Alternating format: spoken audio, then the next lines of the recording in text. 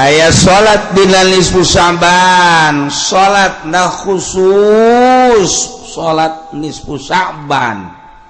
Sabaraha rakaat Kiai? 100 rakaat. Geus gideg ti heula. Boros 100 ada Jumat ge tilok Kiai. Komo dibere 100. Cuman sanajan aya salat nisfu Sya'ban lain paranti urang. Ieu mah kelas khawas. Kelas ba'dul arifin.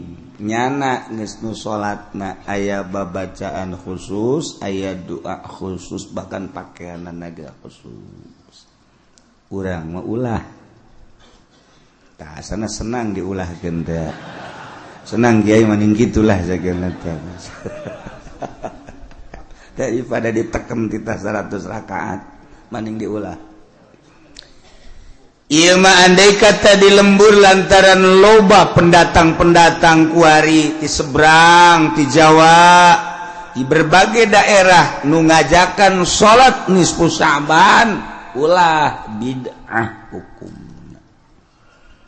Ulah bae geus mun nyana ge mun bisa dilarang mun nyana teu bisa geus sabodok. Urang mah ulah milu. Ulah bae geus aningan urang maca yasin tas baca yasin salat isya tas salat isya mun maca Quran mun zikir mun shalawat mun teu sare. Kubaca kieu mun pake nonton bola eta ulah deui bae. Sarua teh jeung salat ulah. Hukum dan salat jeung main bola akur. Beda geser saeutik, salat mah bid'ah, ini main bola mah haram. Beda saeutik bid'ah ge haram-haram gane. Beda ngaran ulah. Sakali deui besi aya nu ngajakan salat boh kiai, boh ustaz, sanajan kiai luhur ulah. Sebab eta mah Bismillahirrahmanirrahim. Tekarasa orang cicing di dunia ku betah-betahna hingga orang geus aya di pertengahan bulan Sya'ban. Tanggal 1 Sya'ban jatuh hari Selasa menurut hisab qat'i. Menang 3 darjah, 45 jadi hampir 4 darjah kurang 2,5. Maka lamun urang nanggalkeun rawahna Salasa dihitung datang ke pertengahan Salasa Rebo Kemis Jumat Sabtu Minggu Senin Salasa. Jadi malam Salasa nisfu Sya'ban. Malam Salasa nisfu Sya'ban. Pertengahan di bulan Sya'ban pergantian buku. Setahun buku urang dicatat di jero berbagai catatan-catatan. Mingguan aya catatanana ka Karang Bolong ya. Jakarta aya, ka Bali aya. Sare di masjid, di musola aya, di hotel ge aya. Muludan aya, di bar aya. Kumplit pokokna mah sebab malaikat mah teu nyaona naon ditulis bae teu bisa disogok lain cara polisi. Tulis bae nya komoana bae urang ditulis. Nonton TV aya, SMS aya, geus kabeh araraya. Masyaallah ngabonceng si Mbak aya. Kabeh dicatet didinya. Aduh engke diangsongkeun di akhirat atuh moal bisa di lain-lain jaka rasa ku urang ge heueuy kamayaran-mayaran baso aya di dieu. Ya Allah.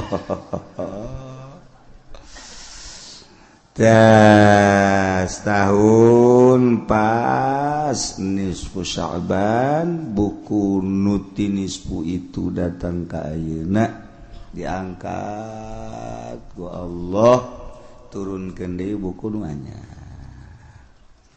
pergantian buku mentak kajen geus tengah nama teu beres ge geus asal awal be jeung akhir. Jadi engke diperiksa ku malaikat awalna Yasin tungtungnya Yasin selamat guys lah beres. Asa awal aya Yasinan di akhir aya Yasinan di tengah na kudu kabar teu mungkin cek ya. Guys, ieu mah langsung bae guys. Tuh kan untung urang. Jadi malam nisfu Sya'ban aya katangtuan nurutkeun ceuk ba'dul arifin jelema anu geus disingkapkeun hijab anu geus bisa nempo kana lelembutan nuku urang teu kadeuleu nyana maka deuleu nuku urang teu kadenge kunyana maka denge mala ainun ra'at wala uzunun sami'at geus deuleuan manehanana dedengean manehanana geus ka ditu bae nyana mah ka alam nu itu alam nu langgeng ai urang mah ka dieu mah di dieu bae sebab urang mah disebutna ge keur molor. Cakang jeung Nabi an-nasun niamun manusia keur sarare. Fa idza matu intabahu ke hudang-hudang paeh. Kuari wakar heas. Jadi keur ngimpi kuari ngimpi jadi bupati, jadi gubernur. Nu ngimpi jadi lurah, nu ngimpi jadi kiai, pedagang, sudager keur ngarimpi. Barang maot mahudang jana gubernur eueuh bupati eueuh camat eueuh lurah eueuh jang ngimpi tamah geusan barang maot mantap bisa rajul pangjore-jorena jelema anu intabaha ba'dal maut nu hudangna sabada maut pangjore-jorena jelema hudang-hudang kakarak maut hudang-hudang sabada dapat jore jasa jadi nu bagus wa kuari ieu urang hudang tempo ka alam barzah alam akhirat ieu urang kuari keur gigisik ieu kuari ngaranna cicing di majelis keur gigisik encan aya hudang mah kakarak gigisik haju kawudukan haju leuwih parah barang diuk di majelis lain hudang merongkol ieu urang kuari keur gigisik garana kakarak deuk hudang nempo ka alam itu. Nah nisfu Sya'ban maca Yasin minimal 3 balik dibacana sabada salat maghrib memeh Aisyah di dieu pergantian buku lamun nu bisa maca Yasin 3 balik perorangan di imah di mushola di masjid berjamaahkeun mangga kumaha ngeunana penting maca aduh cenah kiai kula mah teu bisa maca Yasin ja mun teu bisa maca surat Baqarah tuh komo eta Yasin ge nu batur bisa ieu henteu atuh komo surat Baqarah atuh kulhu salila maca Yasin bareng na diukna ngan nyama maca qul huwallahu Allahus samad sampai selesai. Kulhu ke cenah kula mah teu bisa aja. Parah aja saya berarti mah ya. kulhu kayak gitu bisa ya. Aduh parah jasa. Lamun kulhu teu bisa lam yakunil ladzina kafaru. Anu normal gitu talar lam yakunil. Komonya nah lamun teu talar berarti macana Fatihah bae. Awas yang ngomong teu bisa deh bae. Geus pamustungan jelema teu bisa Fatihah acan. Batak dimasalahkeun kumaha lamun aya jelema teu bisa maca Fatihah acan salatna kan dina pikir mah cukup. Dina pikir mah teu cukup teu bisa maca Fatihah. Cik mazhab Syafi'i mah ganti ku babacaan nu sejen, teu bisa babacaan nu sejen geus cicing sapanjang Fatihah. Kitu Imam Syafi'i mah. Tapi Imam Malik mah lain, terjemahkeun. Beda tuh. Menang jadi cek di luar mazhab Syafi'i mah, di luar mazhab Syafi'i mah mazhab Maliki mah Allahu Akbar. Dengan nama Allah yang Maha Pengasih lagi Penyayang. Bismillah berarti kalian. Alhamdulillahirrabbilalamin, segala puji bagi Tuhan seru sekalian alam. Budak ngan wah gandeng-gandeng gimana. Loba jalan keluar pikir mah mantak teu kudu dipermasalahkeun. Cek ieu meunang, cek ieu henteu, cek ieu henteu, cek ieu meunang teu kudu dimasalahkeun, anu lain ijma' mujma' alaih. Nah, iswatu hayu pada ibadah. Hakikat da ibadah mah ja urang teh ruh awak masa kadar kurungna doang. Ngan sanajan bari jeung ruh salila kurungna normal tetep kudu dibawa. Teu bisa roh doang. Sia salat jah aing mah kadeureuk ku sia teu salat jah. Heueuh kunaon? Teu salat aing mah roh doang, aing mah di imah bae ngedeng sakeuna. Bener-bener hebat ki. Ieu naon ki? Naon eta? Tambang ki. Jang naon jang nyered aki ki. Teu bisa tuh, tetep bae kudu ku awak. Sebab cek Imam Ghazali awak eta ibarat nu endek ka Mekah mah onta. Jelema endek ka Mekah naik onta.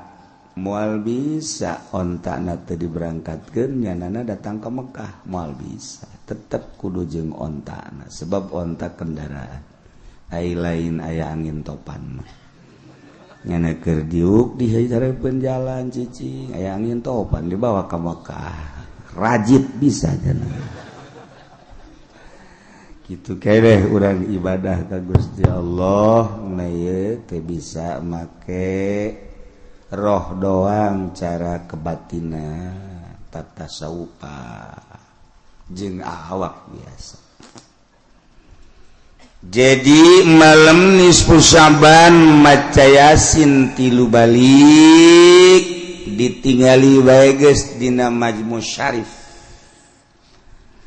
Lamun teu bisa maca kulhu bae, teu bisa maca Fatihah jeung maca anu urang bisa dengan niat sakumaha anu geus tertera dina Majmu' Syarif.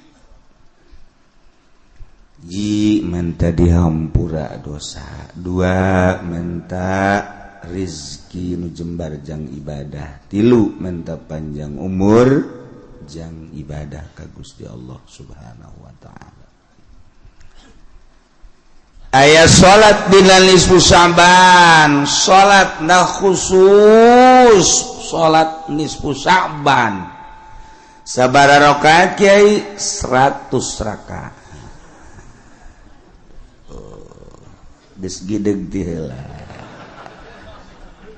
Boro 100 ada Jumat ge tilok kiai. Komo dibere 100. cuman sanajan aya salat nisfu Sya'ban lain paranti urang ieu mah kelas khawas kelas ba'dul arifin nyana geus nu salatna aya babacaan khusus aya doa khusus bahkan pakaianna ge khusus urang mah ulah tah asana senang diulahkeun teh senang kiai maning gitulah sageuna teh daripada diteken kita 100 rakaat maning diulah ieu mah andai kata di lembur lantaran loba pendatang-pendatang kuari di seberang di Jawa di berbagai daerah nu ngajakan salat nisfu Sya'ban ulah bid'ah hukumna ulah bae geus mun nyana ge mun bisa dilarang mun nyana teu bisa geus sabodok urang mah ulah milu ulah bae geus aningan urang maca yasin tas baca yasin salat isya tas salat isya mun maca Quran mun zikir mun sholawat mun teu sare kubaceuna kieu mun pake nonton bola eta ulah deui bae sarua teh jeung salat ulah hukum dan salat jeung main bola akur beda geser saeutik ai salat mah bid'ah ai main bola mah haram beda saeutik bid'ah ge haram-haram gane beda ngaran ulah sakali deui besi aya nu ngajakan salat boh kiai boh ustad sanajan kiai luhur ulah sebab eta mah fuqaha mah kabeh ngabid'ahkeun ulah andai kata urang diajakan tetep ulah geus bae cukup maca yasin bid'ah hukum kecuali aya jelema nu berthariqah khusus dina thariqah nyana salat 100 rakaat sebab babacaanna khusus doana ge khusus ke nyana bae nu salatna dilaksanakeun engke ba'da isya terus 100 rakaat datang ke selesai. Saya orang masalahkan kanyana maning mere duit kanyana celik sholat ya ima percaya guys kasih aja boga guru tak jeung amplopna gede barang di deuleu kertas terus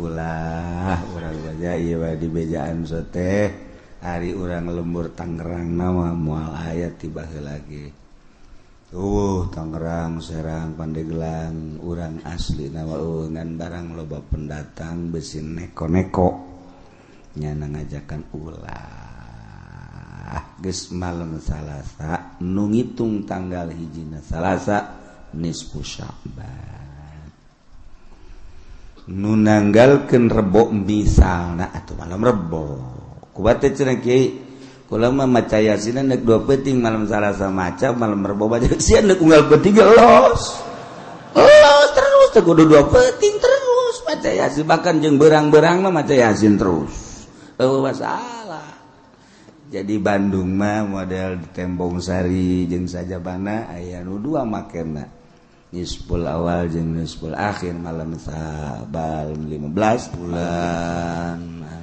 dijuluki ku bulan Kangjeng Nabi Rajab Syahrullahil Asham Sya'ban cek Kangjeng Nabi syahri bulan kaula wa Ramadan syahru ummati berderet kelewat geus bulan Rajab alhamdulillah kabehan urang puasa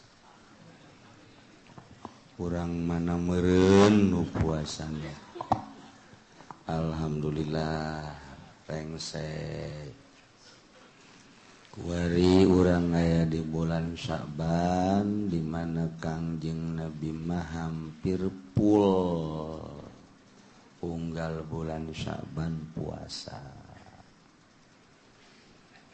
di jero bulan Sya'ban aya penyetoran buku yakni di pertengahan bulan Sya'ban sok disebut nisfu Sya'ban. Iraha kiai nisfu Sya'ban yakni malam 15 urang nanggalkeun bulan Sya'ban Jumat.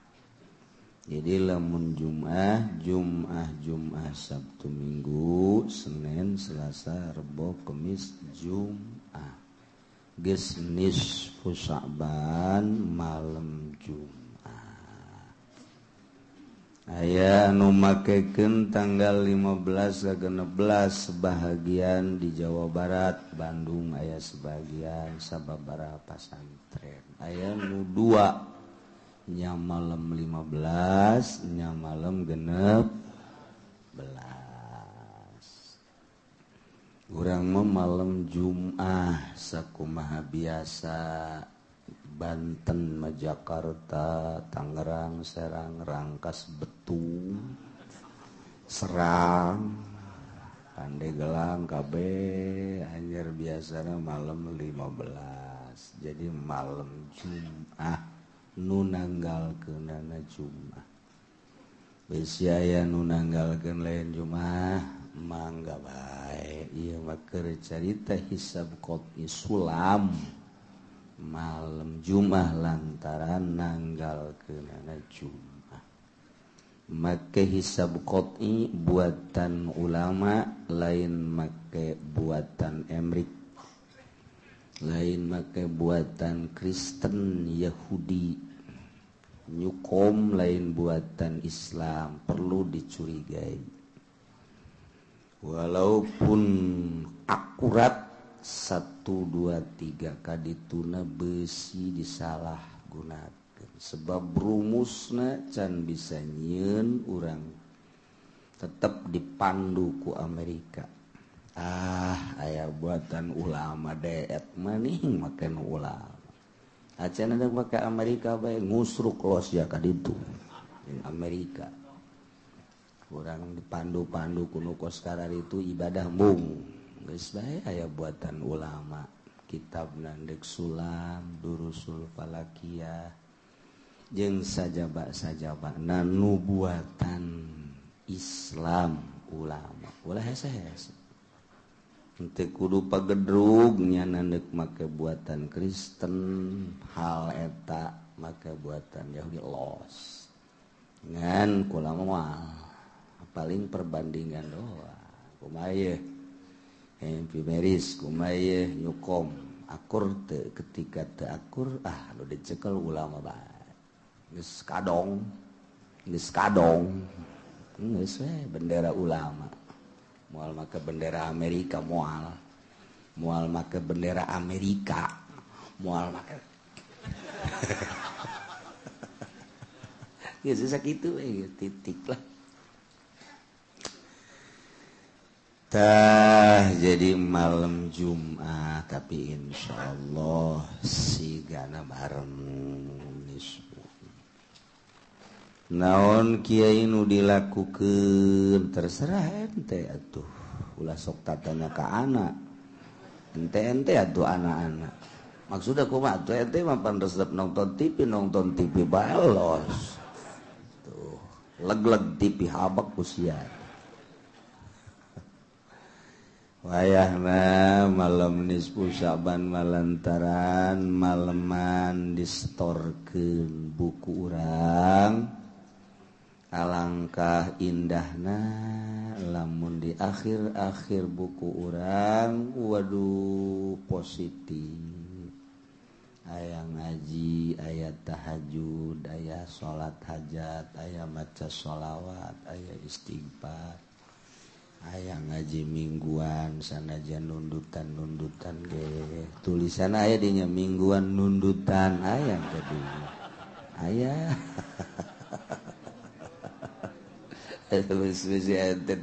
isin sih ada ulah nundutan mending hes jadinya ya Allah kan nundutan setengah mending hes gitu. Nah jadi ketika diangsongkeun buku urang nu ayeuna diakhiri ku amal-amal hade turun ke buku urang nu anyar diwiwitan deui ku amal hade bagi nu sangat sederhana cukuplah ba'da maghrib maca yasin 3 bali. Yasin pertama minta dipanjangkeun umur jang ibadah ka Gusti. Yasin kedua minta dilobakeun rezeki jang ibadah ka Gusti. Yasin katilu minta dihampura sakabeh dosa. Yamhullahumma yasha'u wa yusbitu indahu ummul kitab.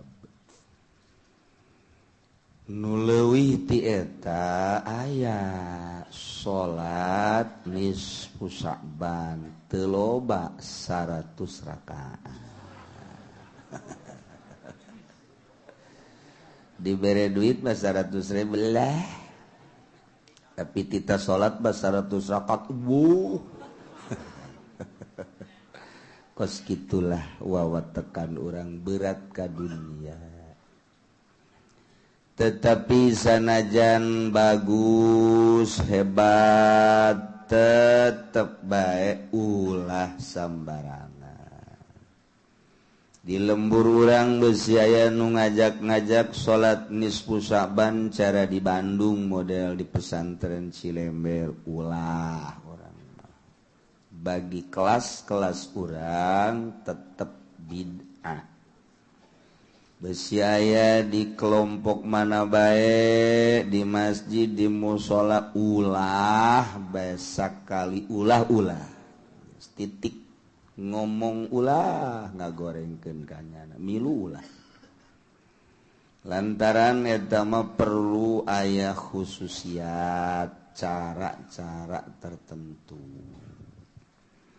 make perjalanan khusus cukup bae sa kecamatan nu nyaho saurang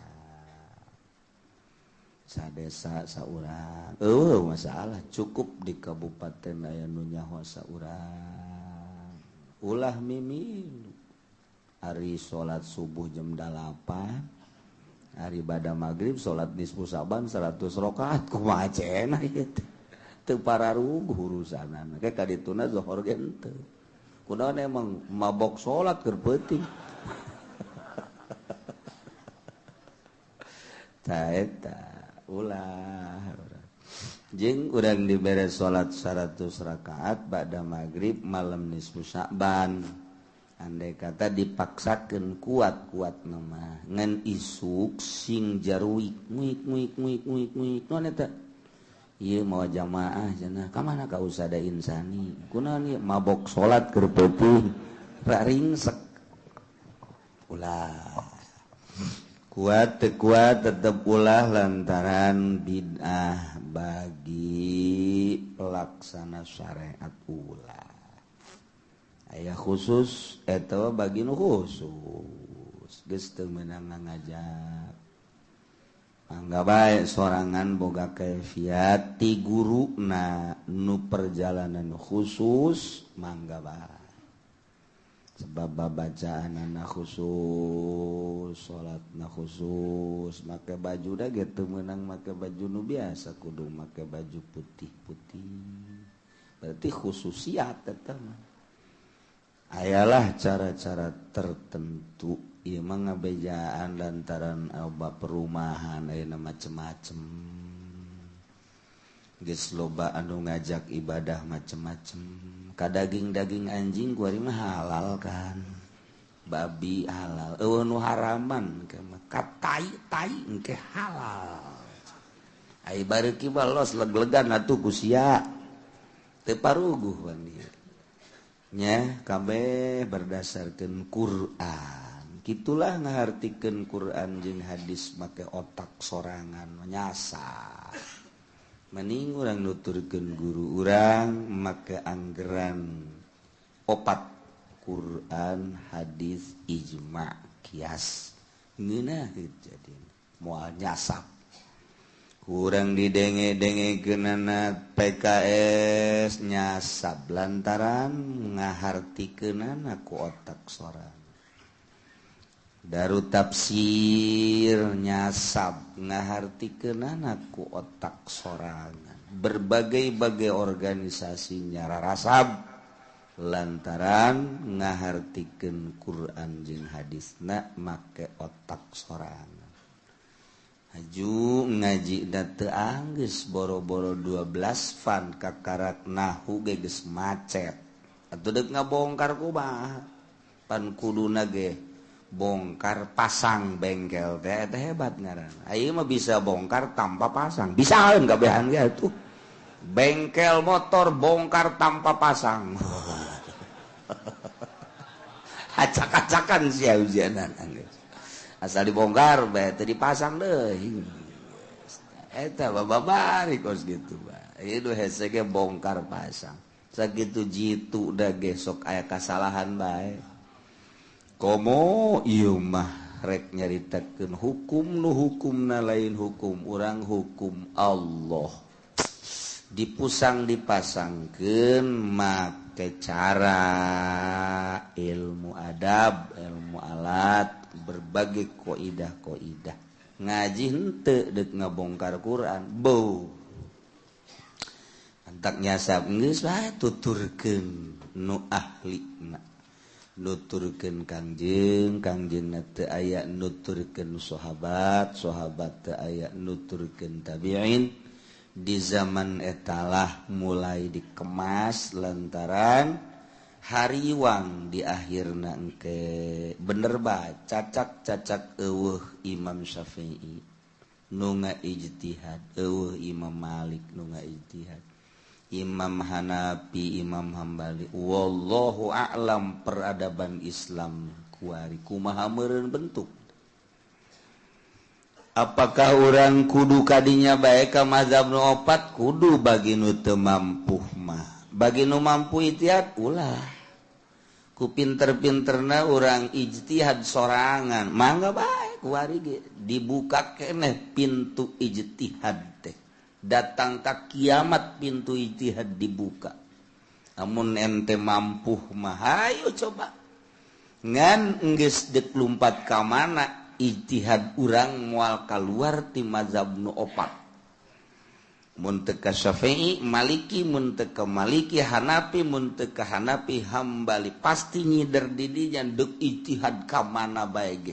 Sebab baheula ge lain opat aya 10 turun 9, turun 7, turun nu mudawan tetep 4. Imam Ghazali bae ge geus guer mudawan, Sufyan Suri geus guer mudawan dan lain-lain sebagainya guer mudawan teh teu bisa dipertanggungjawabkeun untuk umum. Nu 4 ieulah anu mudawan. Besi aya nu deuk ijtihad silahkan. Teu kudu jeung Imam Syafi'i jeung santri bae ge diadukeun coba ge. Ulah ngaji na masak na heula masak ngadu masak na heula moal kuateun ka santri mah aya ngaji macan pugu bisaeun santri ge tah teu mararondok wal bisa aya ilmu sorof aya ilmu nahwu lamun musorof doang tanpa ilmu nahwu moal becus maca kitab as-sarfu ummul ulum wan nahwu abuha sorof indungna ilmu nahu bapakna aya indungna doang eueuh bapaan waduh bonteng korban ujianana kitu ge aya bapa doang eueuh indung atuh ujianana teu meunang manggih telak-telak hendak diadukeun nahu jeung sorof bisalah maca geus bisa maca urang bakal nganyahokeun leuwih jauh apakah ieu kuliah apa juz'iyah mantek saenggeusna kitu kanyahoan ku urang ieu umum jeung khususna mun urang deuk notor kana bahasa usul fikih lamun ieu mufrad mu'arrab yufidul umum lamun ieu kapiheulaan ku lakin kumaha mun kapiheulaan ku bal kumaha mun aya ila kumaha lamun aya kulama kumaha ciri-ciri bahasa di usul fikih geus dijelaskeun jang notor hukum. Wow, ieu teh bahasa teh jama tetapi make alif lam paedahna kumaha. Wah, tak mikiran kos kitu bae ge tah botak sariawan. Mantap daripada ente botak sariawan ulah lah. Riweuh. Lain lalagan. Terus disusul ku ilmu bilagohna.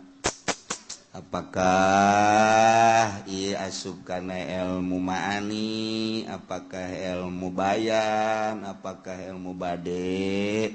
Jadi rapi hiji masalah teh mun dibongkar ku urang. Teu becus kos kitu ulah sok bongkar-bongkar disengseureikeun. Maca bismillah puluh ya peleye deuk ngabongkar Quran. Didengekeun age urang mun ngadenge camat maca salam muringkak bulu.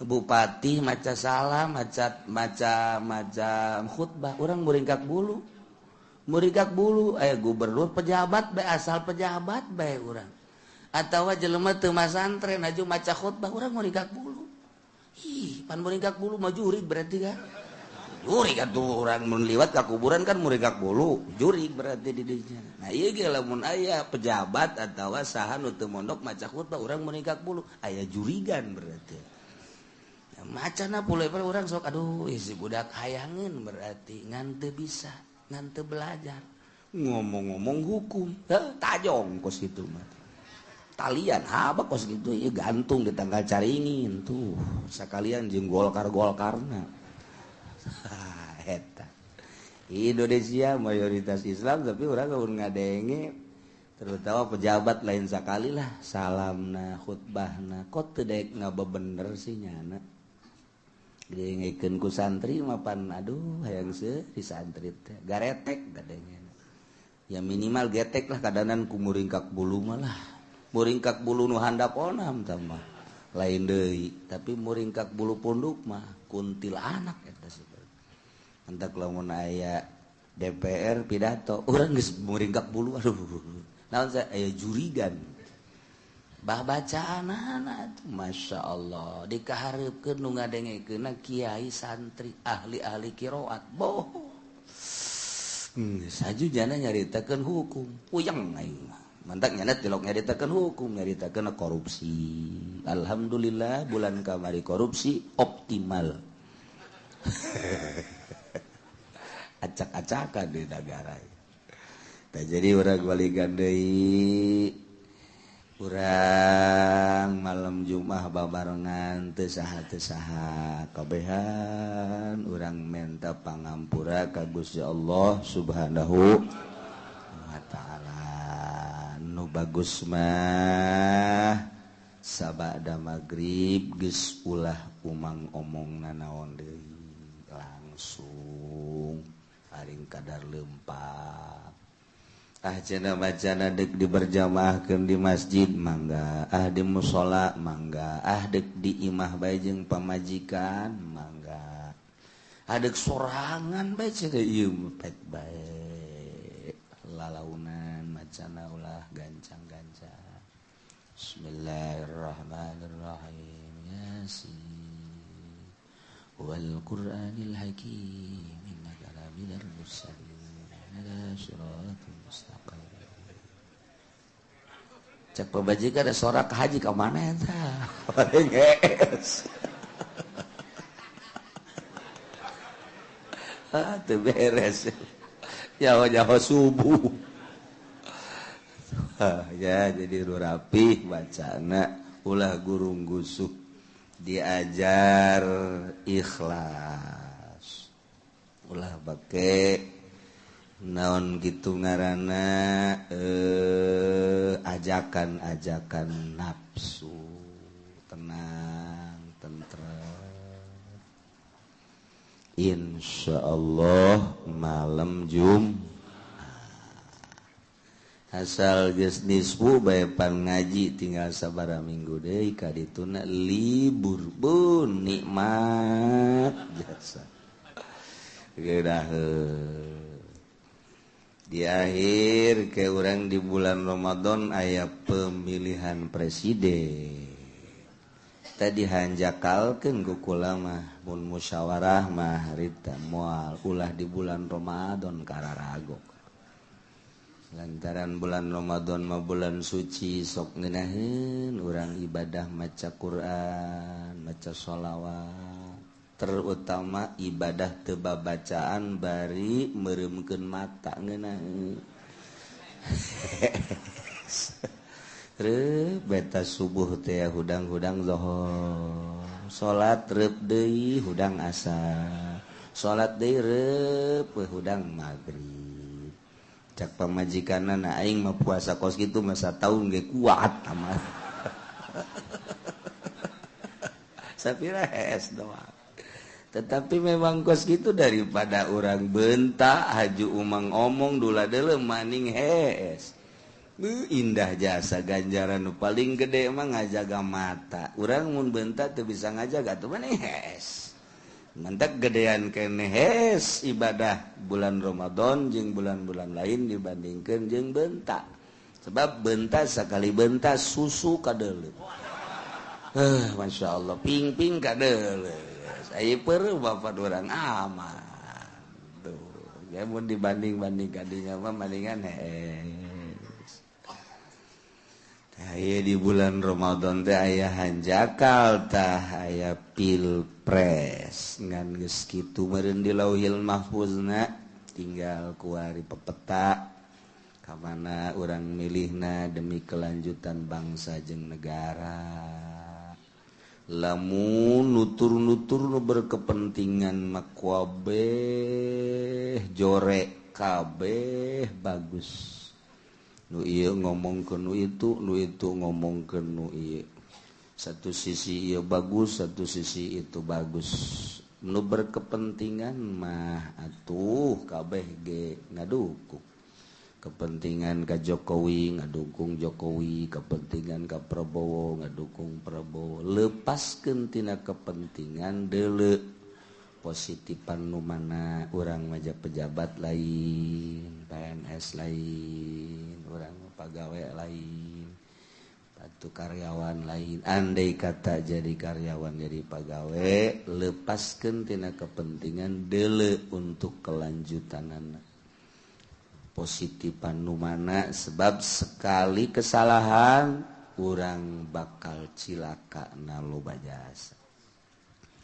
Jadi untuk menentukan ieu mah negarana demokrasi urang nu milih tetep bae kudu aya kan presiden kudu aya pamimpin walaupun kukumat tetep kudu aya urang nu milih jang kelangsungan lempangna ieu negara anu lir teu beda jeung parah saha nu neuk dijadikeun supirna nahodana urang lah nu nentukeun sebab urang muatanana di jero na urang tah mantak hati-hati terserah cenah kula mah deuk nuturkeun kiai we bohong eta bohong ngomong kos kitu teh bohong nyamun cenah mah kumaha kiai we lah dihitutan saya ku aing bohong ya kabeh geus baroga pilihan tah mah ngusrukeun kiai tah pokos kitu ketika diajak waktu tetep boro-boro dek diajak pilpres dek diajak make kitab ge nu asli tetep bae anu boga kepentingan nu kaditu bae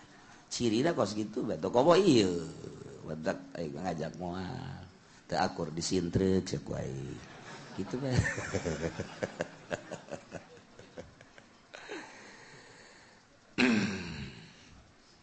nah geus moal panjang carita tetapi ikeur peuting kula meunang kabar aya nu deuk milu ngaji poe ieu lila nyana hayang milu ngaji ka dieu kakarak kuari deuk datang mun jadi ieu Gus Nuril mah eta mah nyana mah kitu jelema NU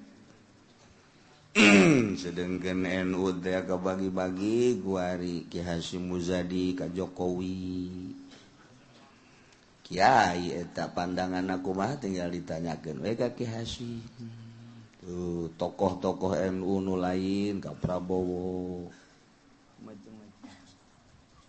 macem-macem bukan BPJS kain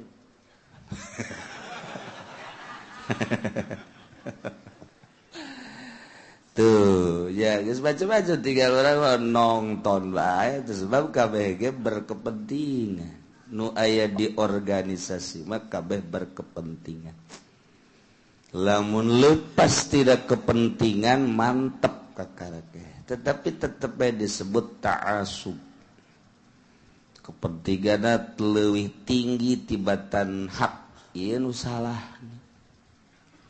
aju kuarima organisasi embunga hiji dina berjuang Islam NU embunga hiji jeung Muhammadiyah embunga hiji jeung NU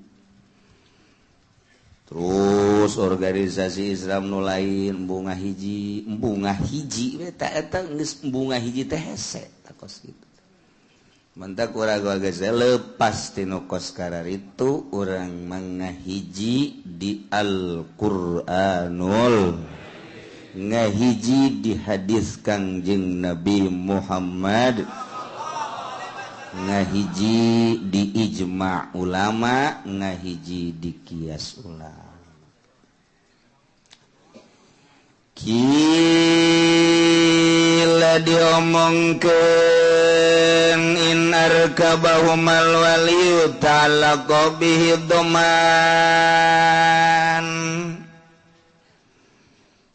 segal nun dinas dina kitab Imam Syafi'i in arkabahumal waliyu ta'alaqa bihi doman aya kuda dua kemudian aya dua budak letik ditaekeun dua budak letik teh kana kuda kualina bapakna misal aya dua kuda budak letik umur 5 genep atawa 7 tahun di bawah baleg ku bapana ditaekeun ka kuda kena lempang ta eta teh bapak nu naekeun budak ka kuda eta bapak oplo eta lantaran kapan urang ge neuleuh budak naik kuda alah tak budak asana ragag cak perasaan urang ge kos kitu asana ragag teu level budak 5 genep tahun naik kuda ditaekeun ku bapana ieu keur carita kuda ku ari aya budak umur genep tahun naik mio atuh sarua wae atuh urang ge burigak bulur ieu wae wandeuleuh sia ieu budak leutik naik mio wah asana moal kebel perasaan urang ge kos kitu kajen kumaha ge jadi lamun nu teu level mah kabeh kitu bae eta perasaan aya jelema susah nyandung wah asana berat ayuda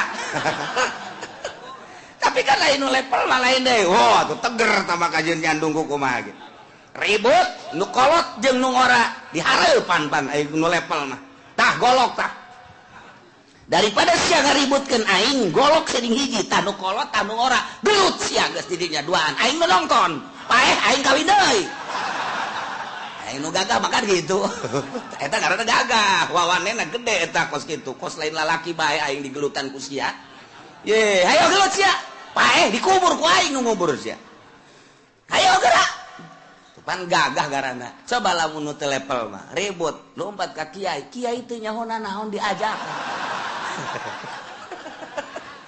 hei giliran ngeunahna kiai teu diajak giliran ributna kiai diajak pan belohon eta jelema melibatkan orang lain waduh di atas penderitaan dia wah tidak beres kan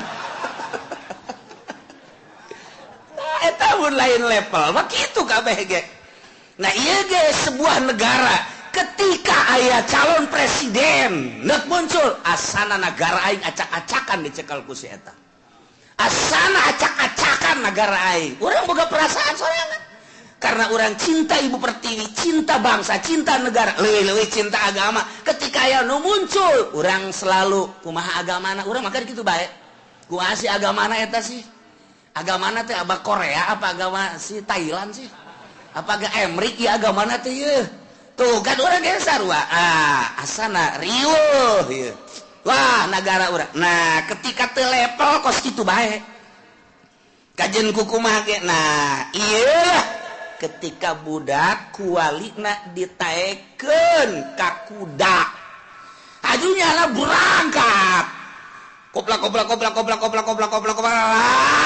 nyana teh balap orok jeung orok balap berenan bapak nama berenan nyana boga pikiran penghayalanna Charles Bronson ieu asa Charles Inggris bae jana teh wah galalu usruk kabehan ngaranna ge orok atuh pan eta nya kelesna teh sing hade lamun urang neuk mencengkeun kudu bareng koplak dikenyetkeun nu katuh belok katuh kenyetkeun keja belok ka keja kan kitu kuda mah lamun dikahandapkeun blak nguncatkan kuda mah eta lah sepengalaman kula waktu jadi kusir kos kitu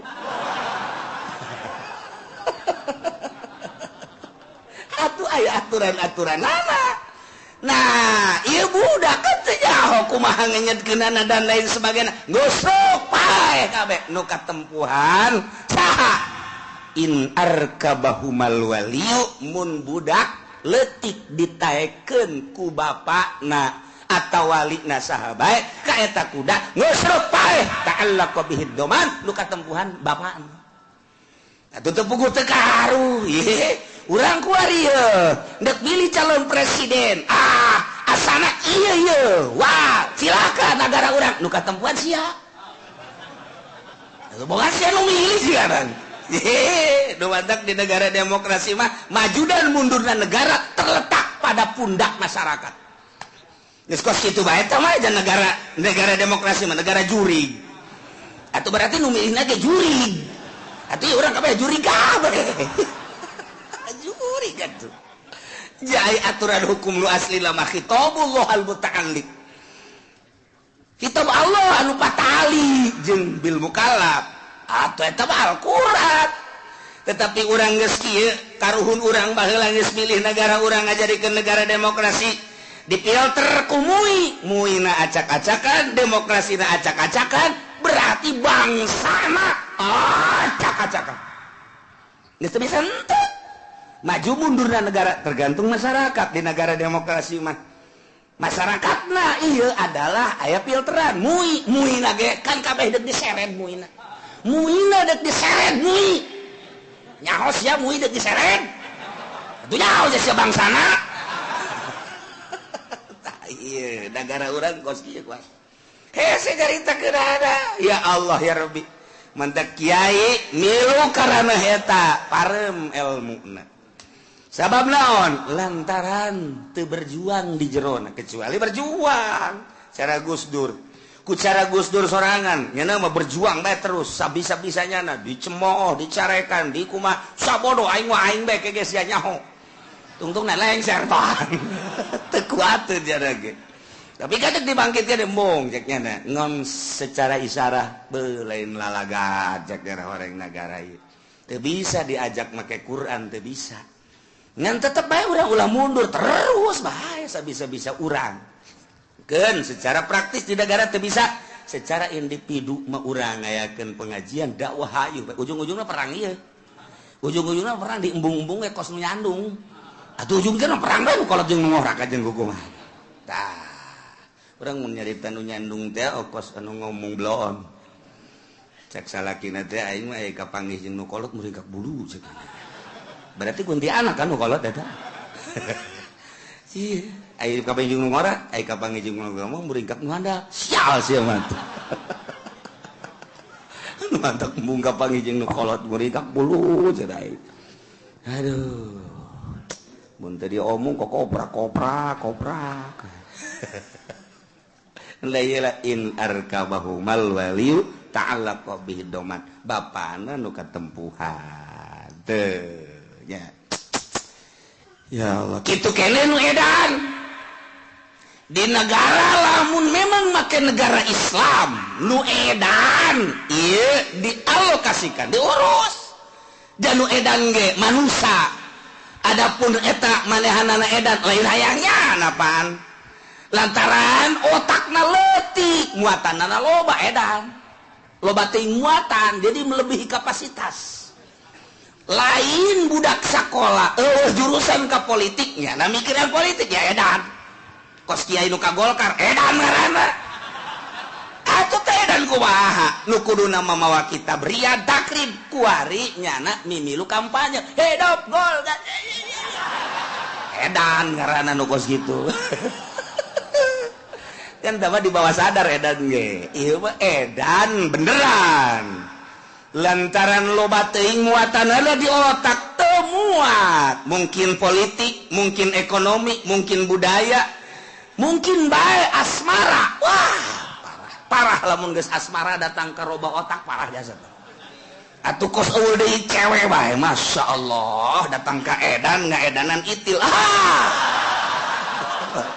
rusak jasa tah bagus rusak jasa tah lalaki blon jasa tah datang ka edan budak pohara ai lalaki mah lain kitu sakuna merenung bae aing merenung ge sakedeung emang kunaon tuh SMS diputuskeun aing ku kabogo aing ulah sambatkan nya dibawa ka Cisokas ya ku aing memang di Cisoka ulah hikmat dah di peloran ujian manusia mun can ngusruk can jadi aing andai kata teu bisa di peloran atuh neangan deui di Lampung ambal aya nu putih buat adat tuh masalah geus hayang nu bager berebes geus nah ngaranna gede wawanen nah tuh sabira awewe eta lalaki nu geus kitu ngaranna aya pleran berarti kan tapi lamun geus dak merenung dahar henteu nginum henteu wah geus mulai hees kurang ya si kuana aduh aing diputuskeun atuh putus cinta mah cinta bae lo bake nu sejen di dunia tidak ada duanya kecuali dia ya tama budak blon teuing teh sih masyaallah ini deuleu nyungir acan eta kitu boga wawanen nu geus ulah kitu lalaki mah biasa bae nah ieu mah cerita di negara teh kudu diurusan nu edan mantap kula teh cita-cita mun jadi bupati deuk urusan nu edan ayo balaya kan di kota nu edan teu make calana lamun lalaki olam eta nu awewe teu make calana ya Allah ya Rabbi masyaallah ini sepanjang Tangerang bae ge Serang Ambalaya di Serang loba jasa di Jakarta nu aredan loba jasa mantak naon sih atuh satu lembaga untuk mengurusi tentang orang-orang gila kirain kan nu edan teh lobana haju jelema susah nyana teh pada kagrogol biayana kan gede satu kali suntikan urusan gila mah naon ke sarap mah mahal diurus kubaha teh diurus kubaha boro-boro ngurusnya kan dahar ge hese sedengkeun eta teh kapan mungkin bapak mungkin uwa mungkin mamang mungkin anak kadang salaki neuk kumaha coba eta kan tanggung jawab negara nu kos kitu tah ieu bupati mana nu ngurusan nu edan mun jahe mah diurus kunyana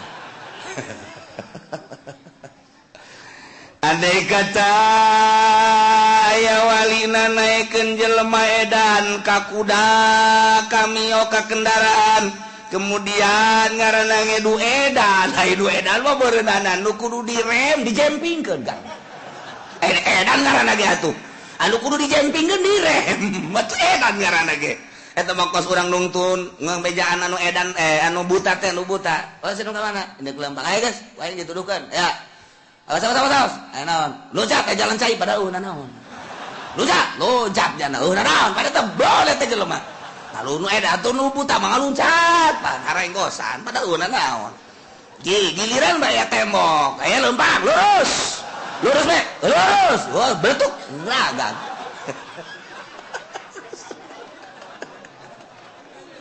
wah geus teu beres tambah kos jelema pecak sabelah jadi dalang pecak sabelah jadi dalang kan geusungku dulu jana rame-rame ceknya na ieu kamana ieu wayang eueuh hiji kamana wayang eueuh hiji horeng neundeuna belah kenca pecakna kenca teu kadeul atuh nya tutup pintu si gotaka lantaran wayang leungit hiji aing nyilek ja ieu horeng